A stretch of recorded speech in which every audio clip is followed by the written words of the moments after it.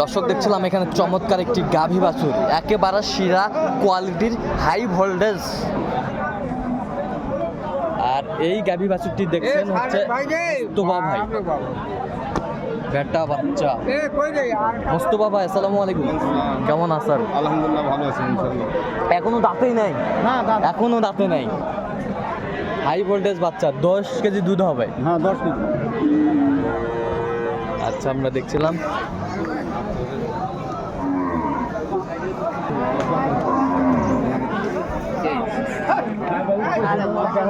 গাভী বাছুর, একেবারে সেরা কোয়ালিটির, সেরা মানের।